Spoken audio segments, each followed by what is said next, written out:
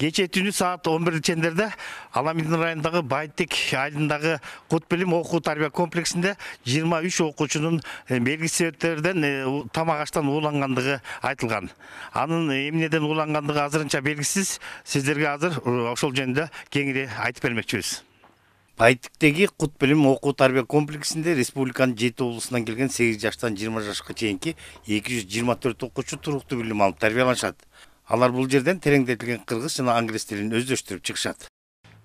Кече негизи саат 9:30 чамасында бизге 3 окуучу келди. Ичи сооруп атат деп.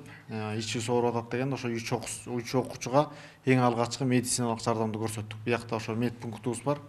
Медик эжебизди ушул айылдан болгондуктан эжебизди чакырып, эжебиз ошо алгачкы медициналык жардамды көрсөттү. Баягы өзүнүн таблеткаларын берди, суусун ичирди дегендей. Андан кийин ооруган балдардын саны 10 бала болду. Биз бул мектепке чакырып, жатаканабыз ар жакта, мектепке чакырып ушул жерден дарыладык. Андан кийин 20 бала болду. Демек бул жерде мындай массалык болуп аткан болсо бир нерсе бар деп чочулап ошол замат баягы биз өзүбүз аракет көрбөйлү, балким кандай ситуация болуп кетет деген максатта 3-чү больницага алып бардык.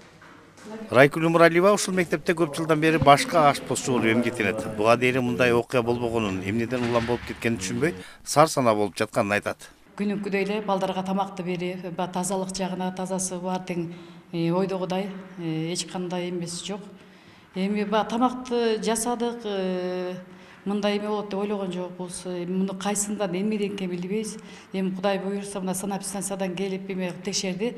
Ошондо буйрса эмне экени чыккан ошондо толугу менен билебиз го. Азыр балдардын абалы туруктуу. Мектепте иш убактылуу токтотулуп, балдар үйлөрүнө тараган. Аламидин райондук санэпидстанциясынын кызматкерлери текшерүү иштерин жүргүзүп жатышат. Мектептеги балдардын тамак аштан массалык түрдө ууланышына жол берилбеш керек. Бул факт тыкыр иликтенип чыгуусу зарыл. Пандемия жана эпидемиологиялык абалдын кыйын учурунда өзгөчө көңүлдү ден соолукту коргоого, иммунитетти чыңдоого, анын ичинде балдардын тамактанышын жакшыртууга буруу керек, деди вице-премьер-министр Эльвира Суробалдиева. Аталган факт боюнча Генералдык прокуратура иш козгоду. Сталбек Абдыраев, Бекжан Рыспай уулу, ЛТР каналы, Аламидин району.